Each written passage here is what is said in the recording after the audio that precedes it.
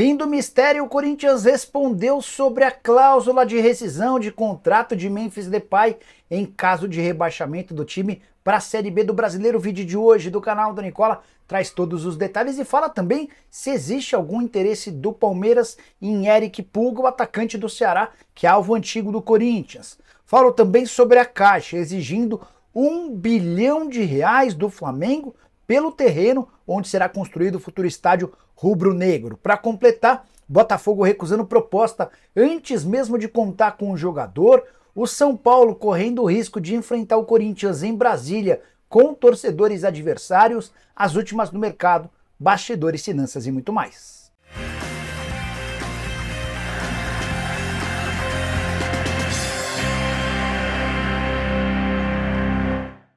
Fala aí pessoal, sou Jorge Nicola, bem-vindos a mais um vídeo do canal, sempre bom ter vocês por aqui. Sem perder tempo, só pedir para deixar like, se inscrever no canal e ativar todas as notificações. Bora contar também que todo esse conteúdo é um oferecimento de 1xBet, a mais antiga parceira do canal do Nicola, na tela com jogos dessa sexta e depois do sábado pelo Campeonato Brasileiro das séries A e B. Começando com a segunda divisão, nessa sexta vou de vitória do Novo Horizontino contra o Botafogo, da Ponte Preta contra o Ituano e do Goiás diante do Avaí. No sábado pela Série A, acho que dá Atlético Goianiense contra o Vitória, empate para Atlético Paranaense e Fortaleza e vitória do Botafogo contra o Corinthians. Você gosta de futebol? Curte dar seus pitacos, vem se divertir comigo na 1xBet. Para participar você ainda ganha bônus de 100%. Clica no link que está no comentário fixo, faz seu cadastro, só não esquece de utilizar o promo code Nicola para que quando você depositar um valor, 100% desse valor volte em bônus para você. Combinado? Agora sim, bora começar o vídeo com aquele tradicional giro de notícias e a primeira informação é sobre o Vasco da Gama. Felipe Coutinho ainda é dúvida para o confronto de domingo contra o Flamengo. Atleta que vinha se recuperando de uma lesão muscular, depois teve Covid e não consegue entrar em campo desde o confronto contra o Red Bull Bragantino. Por falar no Vasco, quero contar que Vasco e Cuiabá, jogo atrasado da 20ª, ou melhor, da 19ª rodada, teve sua data remarcada pela segunda vez. Ele aconteceria em 25 de setembro e passou para 23 de outubro. Essa segunda mudança tem a ver com a classificação cruz-maltina para a semifinal da Copa do Brasil. Bora contar também que o Grêmio apresentou seu terceiro uniforme nessa sexta-feira, em homenagem a Everaldo, estrela da seleção brasileira. A última notícia do giro de notícias, o Cruzeiro já tem 42 mil ingressos vendidos para o confronto contra o São Paulo, domingo, no Mineirão, pelo Campeonato Brasileiro. Hora de falar sobre São Paulo versus Corinthians, que não acontecerá no Morumbi e pode ter presença de corintianos, o que seria uma novidade ruim para São Paulinos, levando em consideração que os clássicos em São Paulo são de torcida única.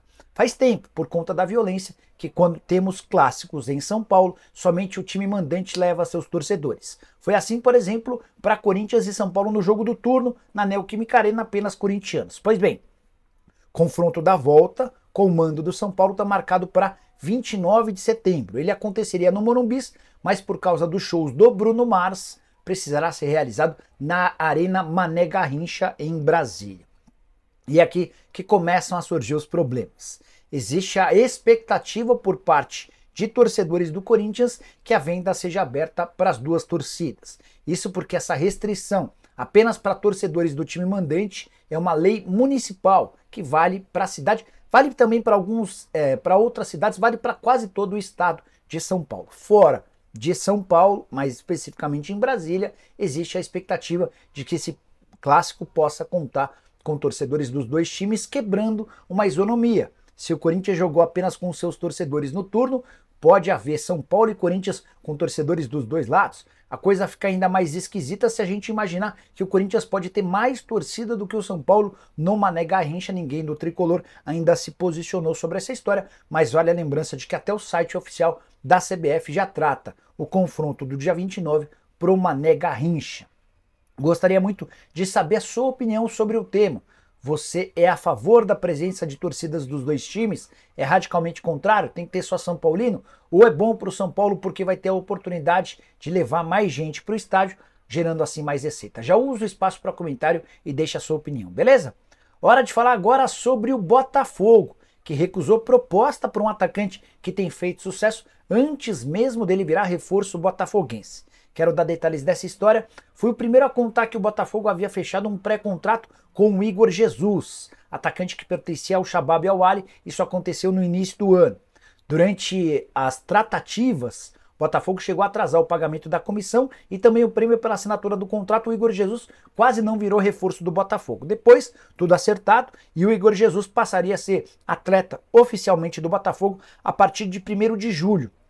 Dia seguinte ao fim do vínculo dele com o Shabab Al-Ahly. Só que no dia 30 de junho, o Botafogo recebeu proposta oficial para a contratação do atleta. Essa oferta não teve o nome do clube revelado, mas o Alessandro Brito, que é o diretor de gestão esportiva do Botafogo, revelou que a oferta foi de 10 milhões de euros ou mais de 60 milhões de reais. Os dirigentes do Botafogo levaram o caso ao John Textor. E aí, John, aceitamos ou não?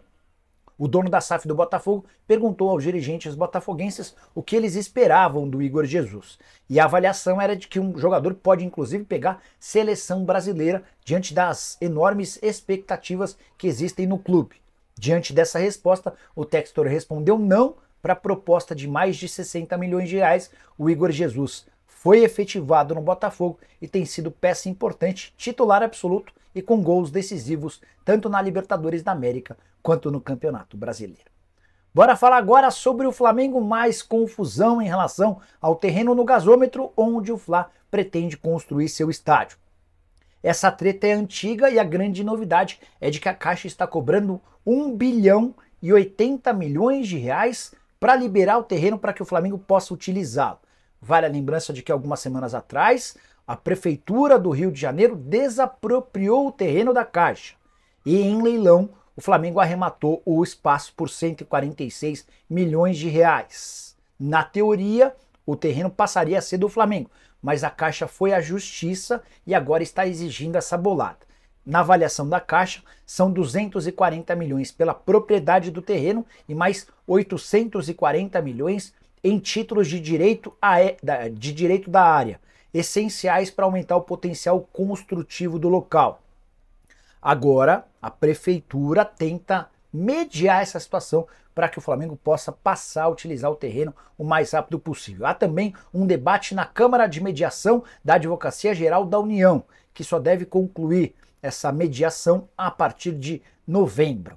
Então, é de se imaginar que o Flamengo tenha dificuldade e precise aguardar para que possa começar a tomar posse do terreno e a partir daí iniciar suas obras. Só para completar sobre o Fla, o rubro-negro anunciou nesta sexta-feira que Pedro passou por cirurgia no joelho. A cirurgia foi bem sucedida, prazo de recuperação de 9 a 12 meses. Quero falar agora sobre o Palmeiras para repercutir mais uma especulação envolvendo reforços. Já contei para vocês pela manhã que Nino, ex-zagueiro do Fluminense, hoje no Zenit, não tem negociações com o Palmeiras. Um dos empresários dele assegurou que não há sequer sondagem.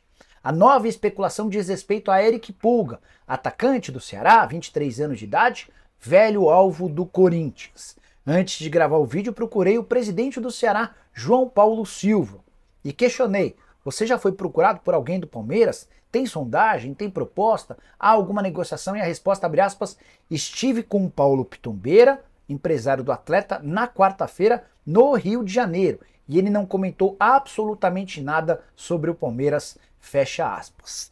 Vale a lembrança de que o Pulga vem sempre sendo especulado, primeiro pelo Corinthians, agora essa suposição de Palmeiras, mas proposta concreta absolutamente nenhuma. Embora o presidente do Ceará já tivesse deixado bem claro que não o venderia em hipótese alguma na temporada de 2024, tudo com o objetivo de garantir o Ceará na primeira divisão. O atacante é fundamental nas pretensões do clube, que é o 5º colocado na Série B.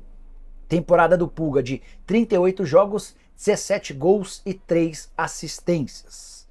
Detalhe importante, o Ceará detém só 40% dos direitos econômicos, então não dá para imaginar um grande lucro do vovô com essa negociação. Ao que parece, Pulga não faz parte dos planos alviverdes. Bora falar agora sobre Memphis Depay, com atualização super importante. Uma das perguntas que vocês mais fizeram nos últimos dias é: e se o Corinthians for rebaixado para a Série B? Como é que fica o contrato de 70 milhões de reais em 2 anos de vínculo do Memphis com o Timão? Essa resposta foi dada pelo Pedro Silveira, diretor financeiro do Corinthians, no Dia da Transparência, como o Corinthians chamou o evento em que reuniu seus principais dirigentes para explicar toda a situação do clube. Um detalhe importante, dívida de 2 bilhões e 300 milhões de reais, houve um acréscimo grande desde o início da gestão do atual presidente. Eu explico melhor essa história no sábado, mas quero me ater a essa questão do Memphis Depay. O contrato entre Corinthians e Memphis tem cláusula de rescisão imediata em caso de rebaixamento para a Série B. Pedro explicou da seguinte maneira essa questão do contrato. Qualquer um dos lados pode optar caso ocorra o rebaixamento sem prejuízo à outra parte. Então, para vocês entenderem, digamos que o Corinthians não consiga sair do Z4 e caia para a segunda divisão. O Corinthians ou o Memphis Depay podem procurar outra parte para anunciar a intenção, o pedido para a rescisão do contrato. Se o Memphis Depay faz isso, o contrato é rescindido 4 meses depois dele ser contratado. O mesmo vale para o Corinthians, sem ônus para qualquer outra parte. Ficaria-se assim livre do restante do contrato e dos pagamentos. Importante contar que foi o Corinthians quem sugeriu isso ao Memphis Depay. O atacante holandês concordou e é dessa maneira que vai acontecer. Você acha que o Corinthians será rebaixado? Corre risco? Ou com a chegada dos reforços, essa possibilidade se tornou descartável? Só para completar sobre o Timão, o presidente Augusto Melo foi questionado sobre os 52 reforços contratados para as categorias de base desde o início da gestão dele. Abre aspas para o presidente, há um relatório que vem da captação, da comissão técnica, do coordenador, agora também do diretor e do executivo da base. O presidente assegura que diante de tantas avaliações só estão sendo contratados bons jogadores. Vale a lembrança, porém, de que 2 semanas atrás o Corinthians chegou a anunciar a contratação de um lateral esquerdo que jogava como goleiro no ano passado. A repercussão foi tão negativa que o Corinthians desistiu dessa operação.